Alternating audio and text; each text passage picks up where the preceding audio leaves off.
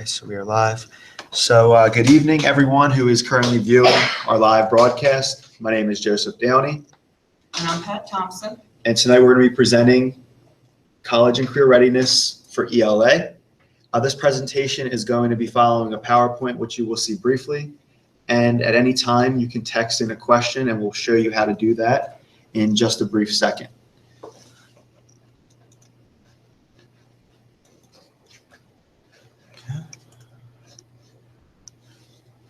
Make sure that is, yep. Okay. So if you are at home and you are viewing, that's not what I want to show you. You can text Orchard Val 461 to the number 22333. Any questions you have throughout this presentation, feel free to text. If you are unclear about something, if you have a question about anything, please feel free to interact with us here, and you might even hear some good questions from our audience this evening. So we are going to get started, but again, that is Orchard Val 461, and you text that to the number 22333.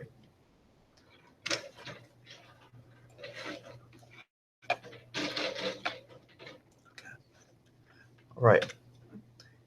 All right, so just briefly, some of the points we're going to be discussing tonight throughout this presentation. What is career and college readiness, or college and career readiness?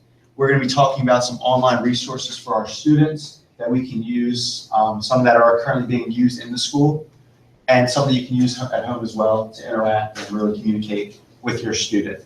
And then the last part of tonight's presentation is going to focus on strategies and tips for ELA.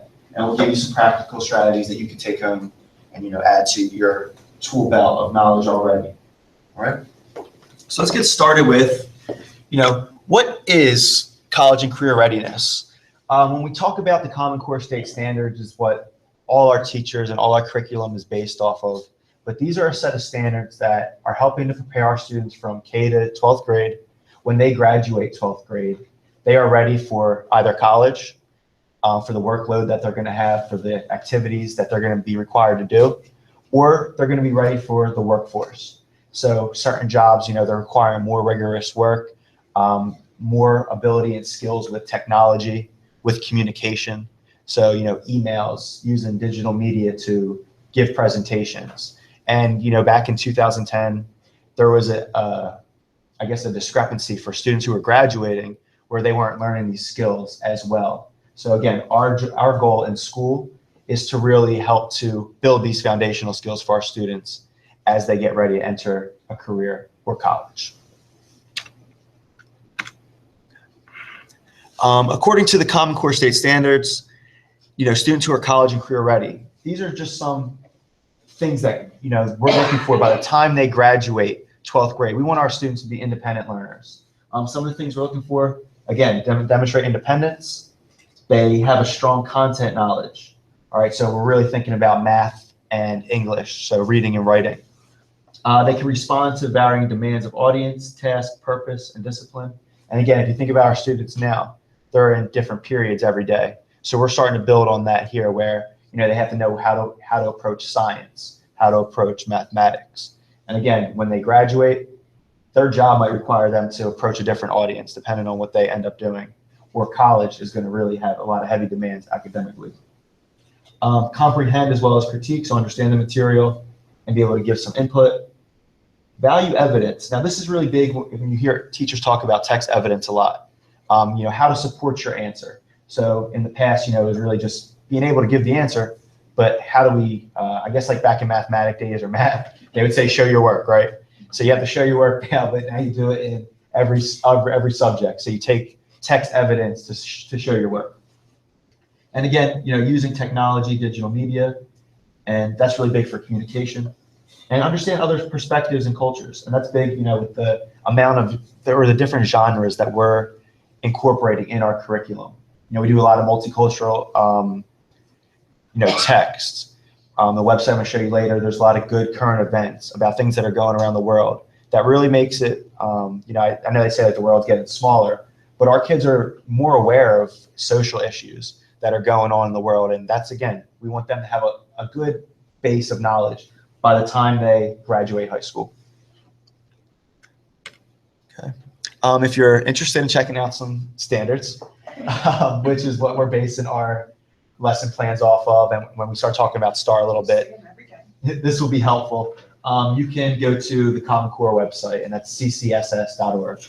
And I'll show you the links in a couple of seconds. But here you'll see what the actual requirements are, or what our students are hopeful to do by the end of a certain grade. So just by show of hands, we have 6th grade parents? 7th grade? Okay. 8th grade parents?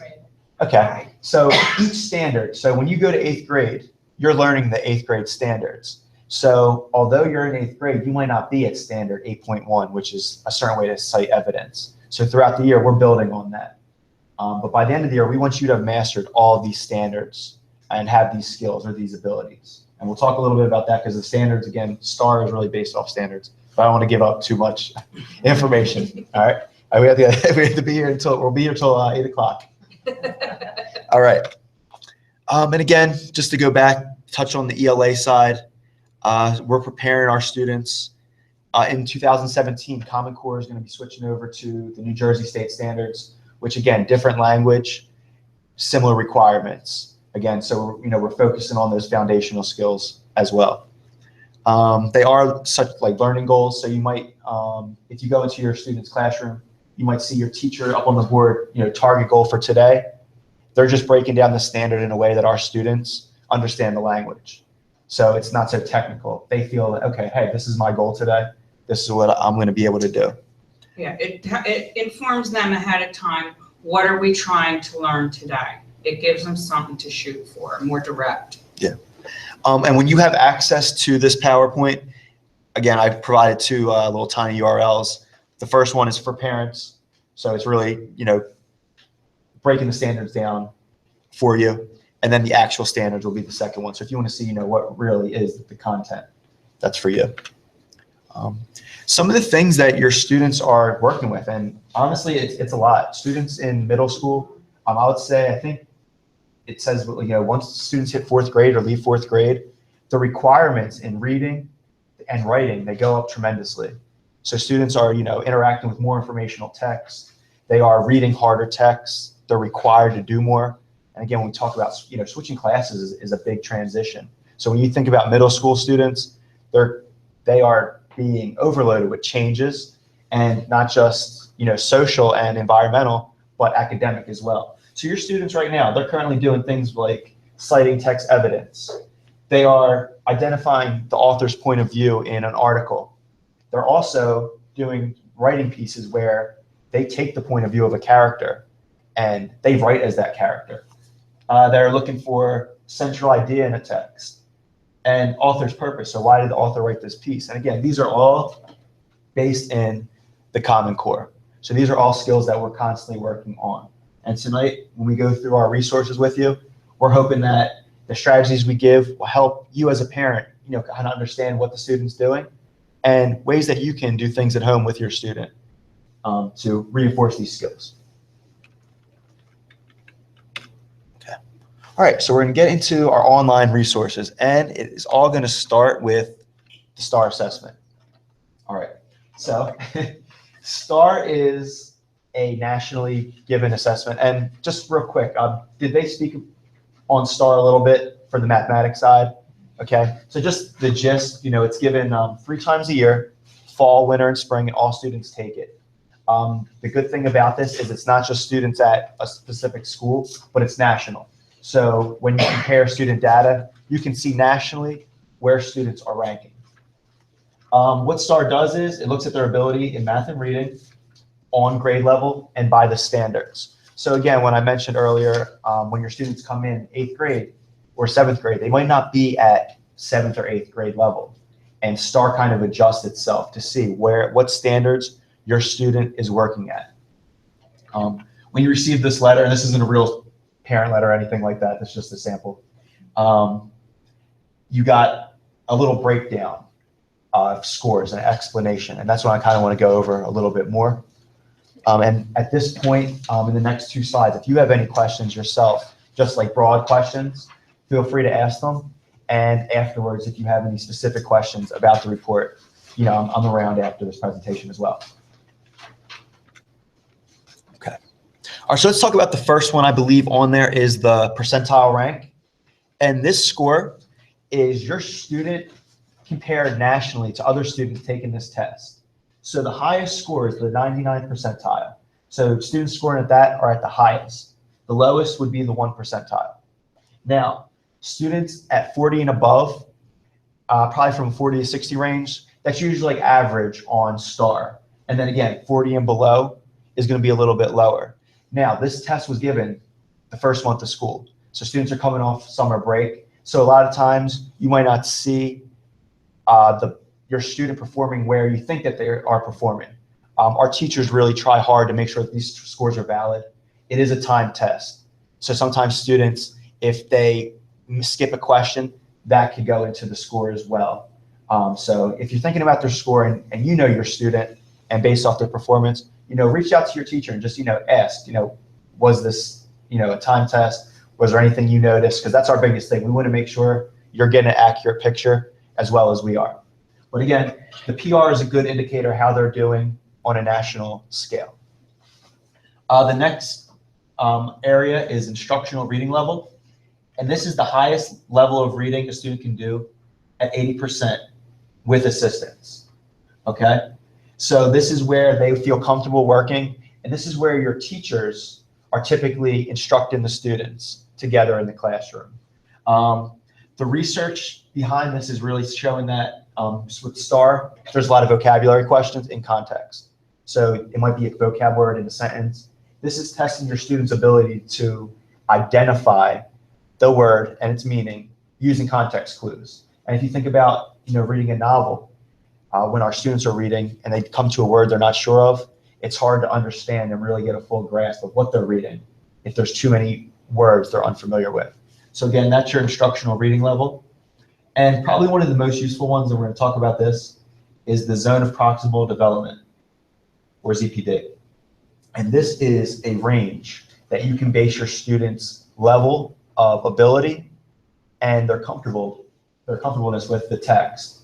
So there's going to be a range. You'll see it's usually like a pretty broad range. But this is where you want to check to see your student, the books that they're reading are at these levels. So if you look at it, you'll see there's like, might be 4.9 to 5.6 or 4.9 to 6.5. And what does that mean? They feel comfortable reading at a text at that specific level. So now it's like, okay, well, what do I do now? I know my student scores. How do I find books? Our library is based off of these numbers. So if you have a student already, well, everyone has a student already here. And if not, bring your student to Washington Township. That's very good Yeah, district. I pulled some off the street and told me to. Okay, yes. So our libraries are all based off of these numbers. So if your student knows their number, they can go in and identify the book, right? They open up the book, look in the cover. And you have the level written in. And the level's written in there. But I will show you what we can also use. That would be the IRL number you're referring to that's in the book? IRL is going to be how they can perform with the teacher or somebody else. The ZPD Is the one that would be. is the one, yes, that they'll be able to pick. A really great resource for finding independent reading books is AR Book Find, because it correlates with STAR. And so the next 2 resources I'll show you. And what you're able to do is you can search with your student based off interest level. For our middle school students, a lot of times you have to, make sure that the interest level is 4th through 8th grade, and you'll see that on AR Book Find. Because sometimes you might see a 5.6 and you think, okay, this is appropriate for my student. But because of the interest level might be 9 through 12 high school, the concepts might be too high. But what AR Book Find will help you do is, really filter out your search. And it's a good thing, to do with them because they can get a list of books that they like and maybe choose 1 or 2. So you are helping them find a book based off your data, and they're picking the book, and they have choice over books that they'll feel comfortable reading. So once your student's reading, one way you can check in with your student is using AR Home Connect. And that is, I believe, the second bold and underlined resource. Now, what AR Home Connect allows you to do is see your students' progress with AR tests. When students are done reading a book, we really try to motivate them to take what's an AR test, and that's like 10 comprehension questions to see how they did.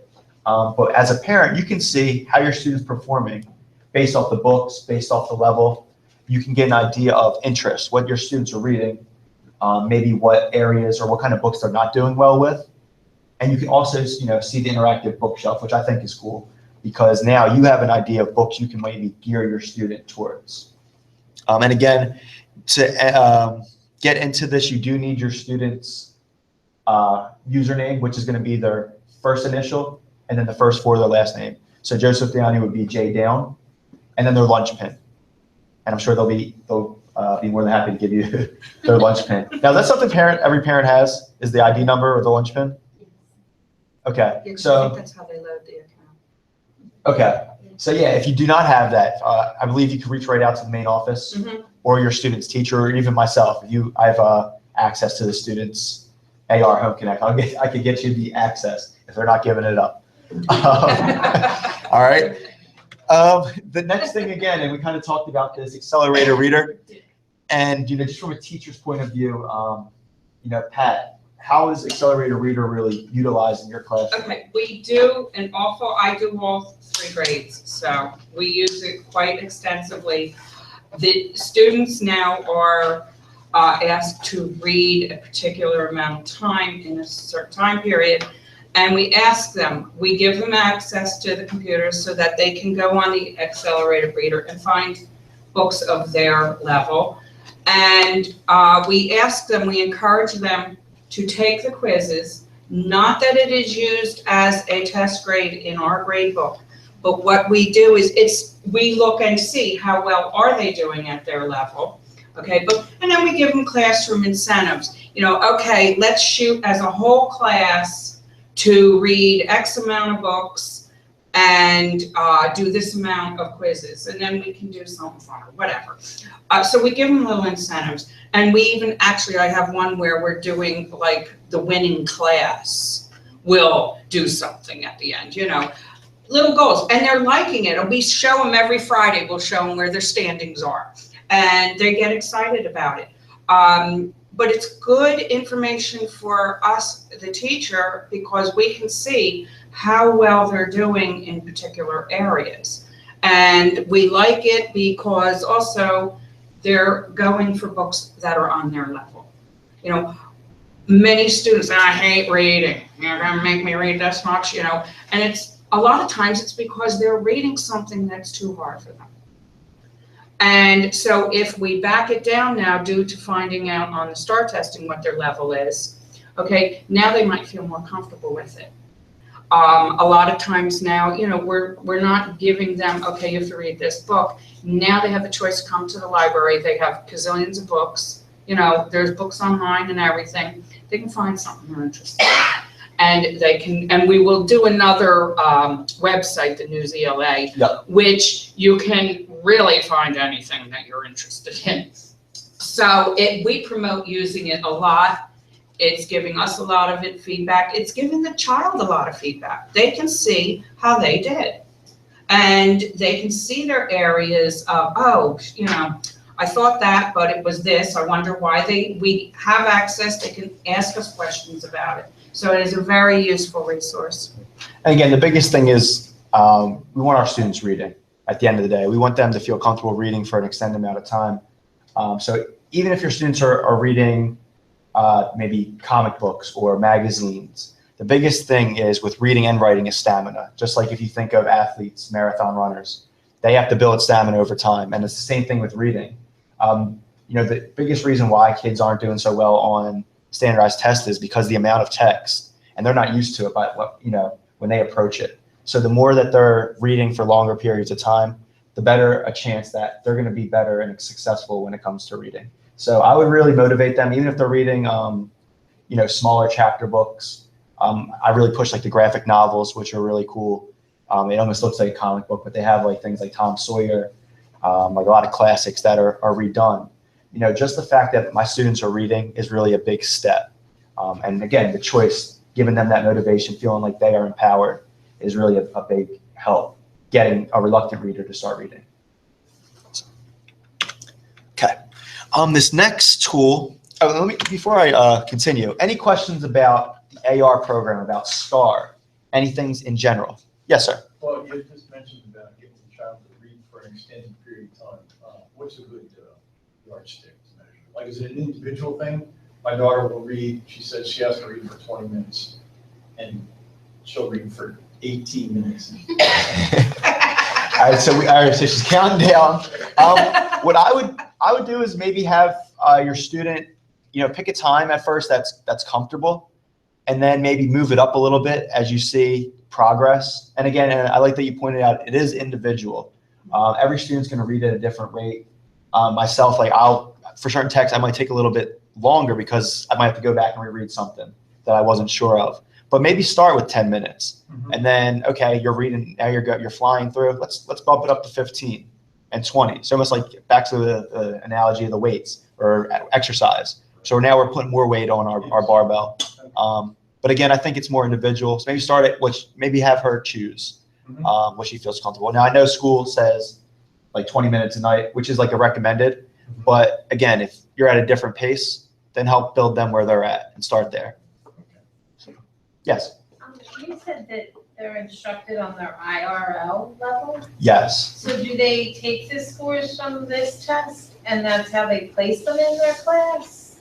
No. Not.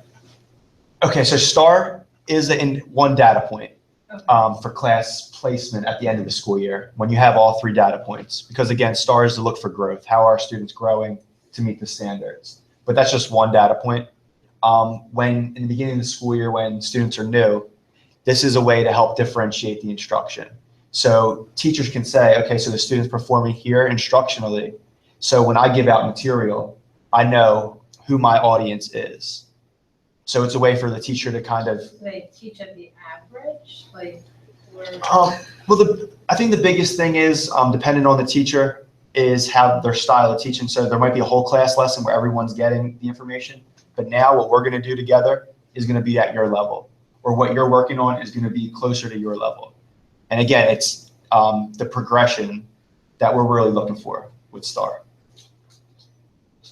A lot of times coming from the teacher side of it, okay, especially since this year we have now combined the reading with the writing program. A lot of times we have more flexibility now with, if we know what our basic lesson will be or goal for that day, and we teach it. But now we can also branch out because we know maybe, this set of students here might work one way, this might work another, or whatever. And we're giving them more options of how to express themselves, and we're building on more things. So we use this information to gear some of our lessons so that we can reach all students. Okay, so say somebody that's on a lower level, they'll still be able to accommodate, but we have somebody that is at the higher level, we'll still have things that they're going to push for, and we can kind of individualize it. And again, STAR, it's just one data point. It's just one little piece. It's a starting point, and it's helpful, especially with that, getting them on where they're not getting frustrated reading something that's too much for them. And again, seeing your students every day as opposed to one test every 3 months. Yeah. It's one way to gauge, but it's not the whole student. And again, some students aren't good at taking tests. So you got to take that into account. And again, it's timed. So if they miss a question, so there's a lot of variables, but using the teacher's judgment is how I guess they're going to approach the student as well. But those are very good questions. Yes. So thank you very much. All right, so this next one, Alan, is anyone familiar with Study Island? It may have been used at the elementary level, and then there's like somehow like this drop off at the middle school level, where at some schools it's being used a lot, and at some schools it's not, and maybe even by teacher. But this year we really are motivating the teachers to push Study Island because, one, it is all Common Core, and it's going towards the New Jersey state standards as well, based. It can be differentiated through student achievement, through student level and grade level. And it's interactive, it's online. So students are able to work on skills in math and as well as ELA, so reading and writing. They are multiple choice, or sometimes they have to select things in the text. But the cool thing about Study Islands is there's like a game mode that kids can do as well. So it kind of breaks up just, doing a review for a test. And the skills that are on there are all the skills that our teachers are covering. So this is good for a review. It's good for if a student needs practice with the skill. And, to help out parents as well, there's the lesson. So it's like a short video. It's like a little cartoon. And they tell you, how to do this skill. So if someone's not sure, how to approach it, you can walk through with your student with the instruction. But it is another great resource. It's similar to STAR, how to log on. You do your first initial and your last name at your student's school. So for Joe Downey, it would be J Downey at BHMS, and your password is that lunch pin. All right, we could get you that lunch pin. All right. So if you have any questions about any of these resources, any access questions, please feel free to reach out to us. Oh, and okay. So when you have this PowerPoint, if you just want to go on and see what Study Island looks like on this slide, here's like the test student. So you could actually go in yourself and check it out. And again, if you have questions, how to find something, please let us know. All right. So one of probably the cooler things that we got this year with the merger of reading and writing is Newsela.com. Now, we're really pushing everyday ELA, which is every teacher is almost like an ELA teacher now because of the amount of reading and writing that's done in the classrooms. Newsela is a website, a web-based site that has thousands of current events, articles, all from around the world, from different newspapers. So what Newsela does is they take these articles, current events, it's updated daily, and they put it in their system. Now, your students all took 8 articles to kind of find like a reading level that's comfortable for them. Newsela takes the article, and you can have 5 different students, and each student's reading at a level that is right for them. The cool thing about this is, it's very customizable. Students can find things on their own that are interesting, and this is being used in social studies class, science class, ELA, health and phys ed, and we even have like our tech teachers using this because there's a lot of current events and informational text that our students are going to be seeing more and more. And earlier we talked about the comparison. I remember like years ago they said, well, when you're reading your newspaper, talk to your student about, have them read the newspaper. This is almost like the kid, like Wall Street Journal right here, because there are current events that are going on. There's things about finance. There's things about social issues. Yes. So while you're reading the newspaper, maybe you're reading the Inquirer or something, you have the same article because it's published daily. And again, the biggest thing is your student comfort level is on there. And as they start to succeed, they go up on there. It's very interactive. Students can highlight, make notes. You can see like little notes that they're writing on there as well. And then there's a comprehension quiz at the end. There's 4 questions, which kind of focus, again, it's all based off of the standards. Right, and it gives them, there's another part that gives them an option to write. They might pose a question and they can write. So we try to assign them a certain amount of articles over a period of time. I know in one of my classes, we chose for like the first half of the marking period, you have to do 10, okay? And it can be any time, that's all right. We give them class time too. But we gave them that 5 of the articles are from the teacher, what we picked, and the other 5 are their choice. Again, now they're more interested because they have control again of picking their topic, okay, and giving us the feedback on it. And we do a lot of times, today, as a matter of fact, one of my students got really excited about whatever he was reading, so we stopped for a moment. Oh, tell us about the article, what was it, asked a few questions and everything. And the kids they really do like this site because there are articles on everything. There's like over 10,000 articles on this thing. Yeah. You can just archive things. It is really a wonderful thing. They can do it at home, so you can ask them even.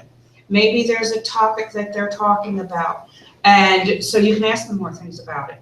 Find out what kind of articles are you looking at on Newsela.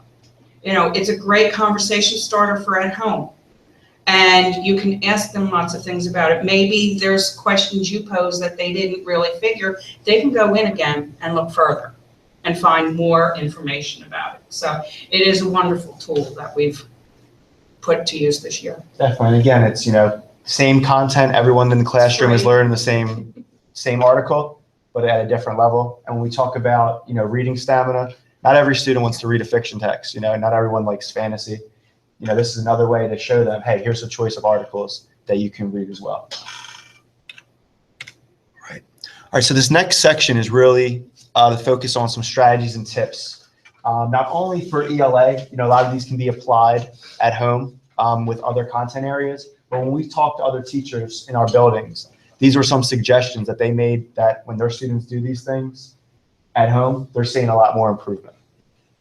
Okay, and some of them, you might say, well, I did this when they were in elementary, okay? I've found through many a conference that a lot of students in the middle school age, they think they're all independent.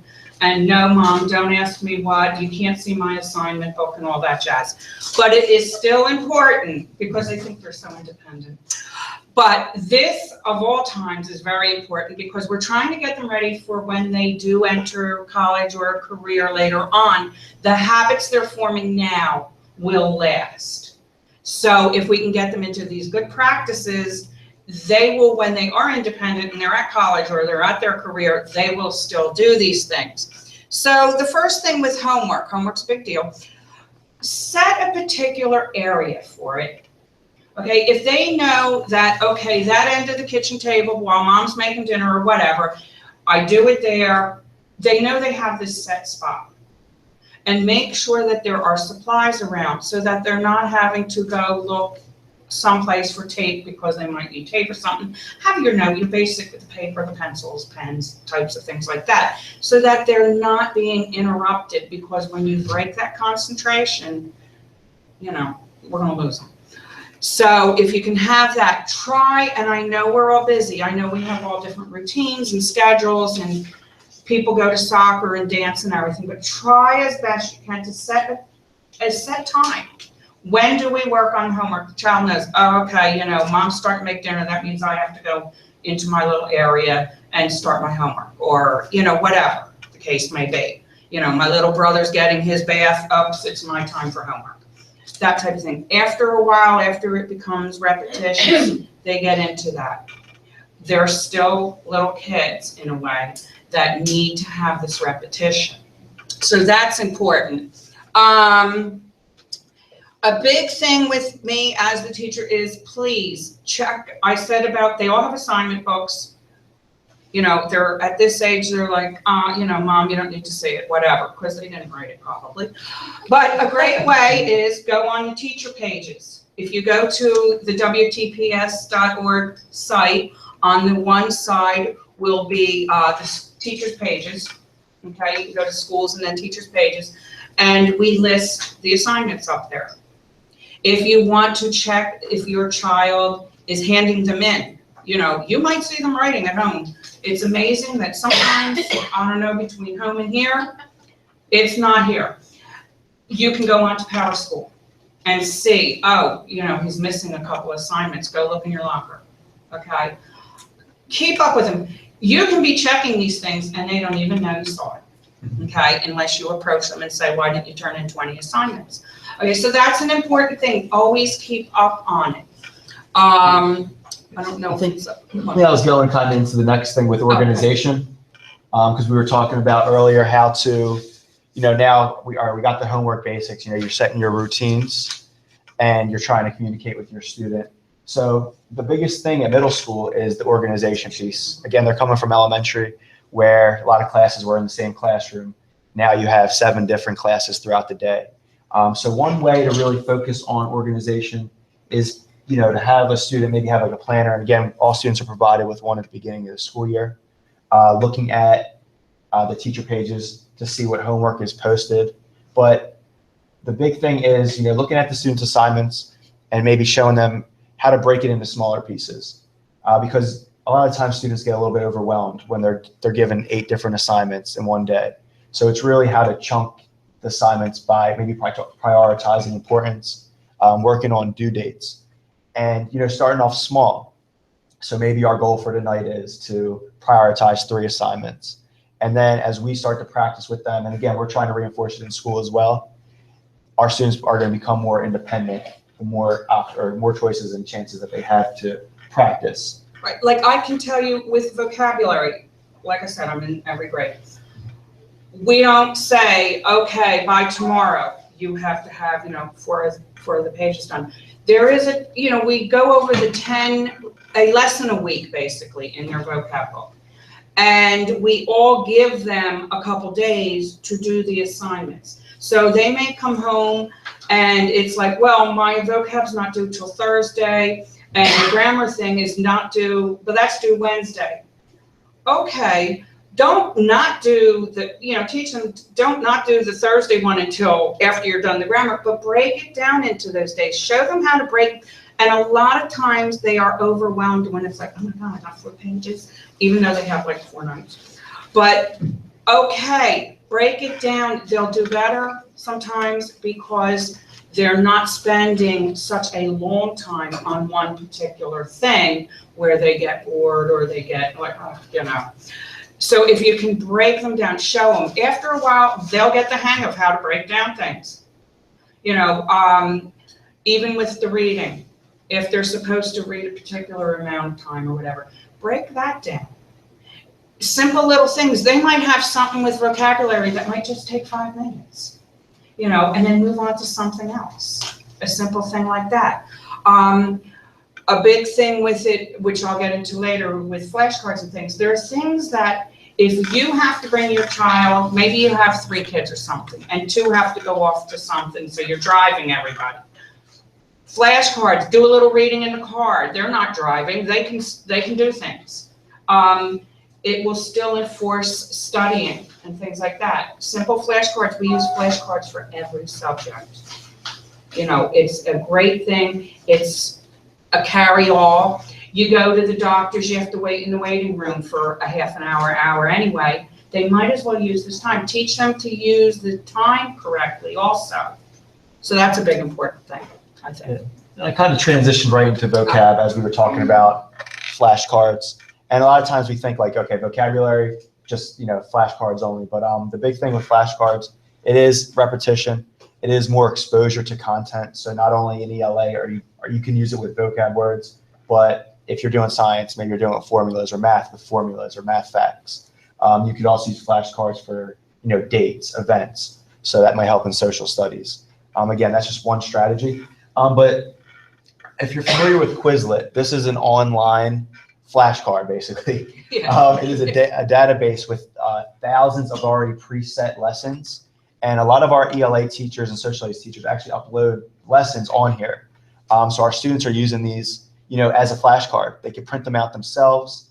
They have the option to make their own flashcards. So if the student learns the words, now they want to kind of come up with their own definition, they can do it that way. They can put pictures in there for association. But again, it's that idea of the more the student's exposed to the word, they're going to do better on the test. But at the same time, we want them to kind of walk away and own those words. So when they're reading a text now, they come across these words, their comprehension is going to go up. And again, it's just part of that building the stamina. It's another part of that reading exercise, as you might want to put it. And I would say too, if you can, don't let you see the vocab book. Try to use those words in conversation or ask them about it. Get them talking about it, because then as they see it used in daily life, they'll be more aware of it. I actually used to teach at a high school down in Absecon, and I used to go through the newspaper and pick out what I thought these high school boys could do, and I would give them for vocabulary. And one of the kids, I do remember saying, "Where do you get these words?" And another child said, "Oh, she's right. I heard my dad talking with his friends and they used such and such." And he's like, "They are real words. Now I know what they're talking about." So it does. Put it into conversation. They'll see that, we didn't just pull them out of the dictionary. This next section, again, for strategies, and you have these on your handout. This is a lot for reading. Yeah, these are several just generic questions or reading prompts that you can do with your student at home. So if you're reading a text, these are just, they probably will go with any story that your student's reading, especially for fiction, but asking questions about character, the title of the book, anything about the author. These are quick ways you can assess, one, your student's reading the book, and two, whether they're able to answer some of these questions. So again, going back to that ZPD on the STAR report, so maybe your student might have a book that's at that number, but if some of these questions are coming up a little bit difficult, you might be able to say, okay, well, let's maybe try a different book then. So it's a good way. One, you're checking to see how they're doing with the book. You're engaging with them. And it's also, you're showing interest in what they're reading as well. So you know a little bit about, they're almost becoming the teacher now, and they're telling you what their book is about. And may I add also, by doing some of this, you don't have to know what the book exactly is about, but if you said to them something about, what is the theme, or if you ask them, did you like the title? Did it really associate with them? Have them explain. The more they can express to you is better for their comprehension on what they are reading. If they can explain to you, not just, oh, well, because it was great. No, tell me why. What happened that made it fit that? Or did you like the ending of the story? No? Oh, how would you make it different? And have them talk about the different elements of it. That's what we're having them write about. So by you talking about it, it becomes more familiar with them. And I think then they'll feel easier with putting those ideas down. Right. So we are at looks like 5-minute warning, and we have one section left, and this is about writing. All right, so we talked about the reading. We talked about strategies to do with your students at home. These are just some quick tips to work on with writing. And again, these will be on the PowerPoint, and when you have access from the teacher pages, which are going to be, either at my teacher page, Joseph Downey, or Patricia Thompson on our School Wires pages, you can have access to this and all the resources. With the big push for, ELA and all the subjects, you have different types of writing that are being expressed. And the three main types are going to be narrative, informative or explanatory, and argumentative or opinion. So your narrative, that can be, something like a journal. It's coming from your student's point of view, or it can be, a story that they're writing. One thing that we are focusing on is students using those techniques such as point of view, tone, to rewrite the end of other stories, which we mentioned earlier. So that would be something that's a narrative. When we talk about informative or explanatory, you might be doing this in science. You might explain how something's being used in science class, or especially in the tech classes. In social studies, you might be informing your audience. So that's another way that we're incorporating writing in our classes. And argumentative or opinion. Now, before you probably heard persuasive writing, persuade your audience. Now, when we talk about arguing, students are given a side, and they are using facts to back up their argument. So when we talk about stating evidence or citing evidence, and that is a big that's the type portion. of writing. They got to know how to back up their opinion. It's not just, oh, I agree. No, tell me why. What did you read in here that specifically gave you that opinion? And when you have this PowerPoint, I could actually even send out this graphic as well. This could almost be like a little checklist for you and your student, almost where they can say, if I'm writing a narrative, does it contain character setting? Does it develop a problem, adventure, or event? Is there dialogue, action? And they can reflect on their own writing, and you can kind of discuss the writing with them, and we'll give you a couple of tips on how to do that briefly. This slide is really going to give you, let me backtrack real fast. The biggest thing with writing that I see in the classroom is that students, at first, their idea is really to get an idea down, is they have to plan. It's hard just to go into a writing assignment and write five paragraph essay. So the pre-write is really, if you don't have a plan, it's hard to really be successful. So things that we push in the classroom are graphic organizers. It's a visual way for your student to map out their ideas pre-writing experience, and then they have something to go back to. So if they get stuck, they can go back to their graphic organizer or their plan. I keep thinking that clock's telling me speed it up. On this page, there's a link to a lot of different graphic organizers for every style of writing. All right, so again, you can access that with your student. It could be overwhelming, so maybe ask the student ahead of time, what is the writing you're doing, so you know specifically where to look. And if you need any suggestions, feel free to reach out. When we talk about short answer responses, again, using evidence, we're talking about RACE in a lot of classes, and it's acronym for restating the question. So whatever the question is, you put it back in your own words and answer it. So should students wear uniforms? Students should or should not wear uniforms. Now you're going in your article and you're finding evidence, and that's where the C comes from. Okay, in the passage, it showed students aren't happy when they have to wear uniforms. You're giving your example, and then you explain how that goes back to your opinion. And I apologize that I'm racing through this slide right now, but thank you very much for your patience. And we have two more slides. All right, we're at the home stretch, ladies and gentlemen. All right, so when we talk about writing, students, when they have an audience, which is like they know somebody's going to read their work, is where you're really going to see them put a lot more effort into it. When they know that someone, a peer, a classmate, a teacher, or a parent is going to read it and even offer feedback, now students are more mindful about what's going into the writing process. So some ways to really build on your students' writing, tell them how the writing made you feel. So maybe share some reactions you had to it. That goes along with, being encouraging. So if a student's having a hard time, maybe you could focus on what did they do well? Okay, where can you maybe offer some insight, or where can you offer some areas to help them out? Hello. I was just getting my wife. Okay, no problem. Okay, you're fine. Welcome, you can come in. Come sit down. So again, that goes back to, tell what you noticed. You're showing that you noticed something about their writing.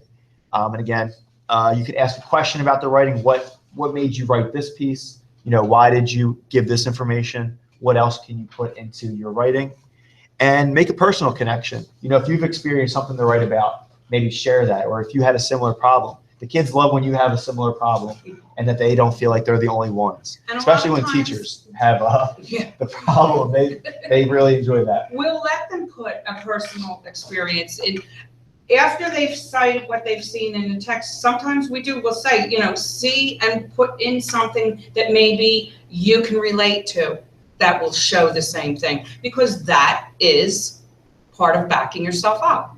So these questions are all great. Again, you could even be driving somewhere in the car and be asking your child these questions. It's serving a purpose. It's still building their insight into things. And then just to reframe back to that stamina, we want to build that reading stamina and of course that writing stamina. So just like reading, the more your students are writing and seeing writing as a part of the real world, the better chance that they're going to continue to practice and be effective when they're in college or they're in their career of choice. So you could add writing to your daily family routine, things like, starting with a shopping list maybe, or writing notes for a family member. That's one way. Even a letter, maybe to a relative that they haven't seen, or It's even to a parent. Card time. They all like writing holidays. newsletters. The family newsletter. You can, again, that space where students know they can write is big, and that's big with the homework. You can encourage them to write for different purposes. And again, using technology. So sending emails, maybe, even text messages, that's a form of writing that mostly all students are used to. If they have access to cell phones or iPads. So, that's writing right there. That is communication. And the more they're effective in these newer ways of communicating, the better they have a chance at being successful in the real world. So we're going to stay after for a couple minutes, or however long the audience stays and questions come in. If you're at home right now. Do you have any questions? Okay. If you're at home right now, you can still text to 22333, and that code's Orchard Valley. You can text that word over. You can send any questions you might have. And for any parents here currently, if you have any questions, general, we can open up right now. And if you have any specific ones, we'll stay after and we can discuss. And then if you could please, we just have a couple feedback forms. It's just, if you can do it now. And is that form for help or? Do you want it totally now or Joe, can they? I have a couple pens. Yeah, if you could just leave them before you head out. Thank you. Everyone keep it there. That's all right. Yeah. Okay, keep both of them. Okay. But again, ladies and gentlemen, thank you very much. Thank you so That's much. how you're an awesome audience. Let's see, any questions?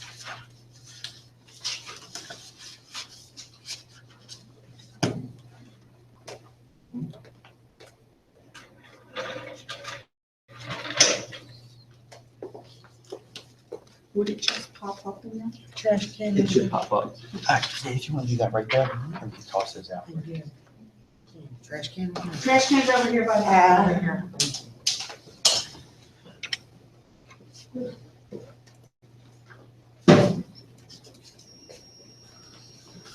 Thank you. Thank you. Thanks for your time. Thanks so much.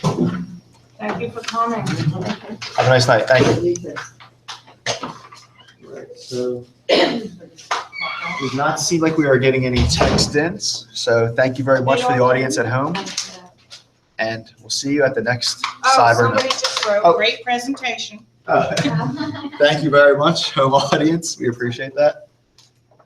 Thank you. Thank you. Have a nice night. Very nice meeting everybody. Take care.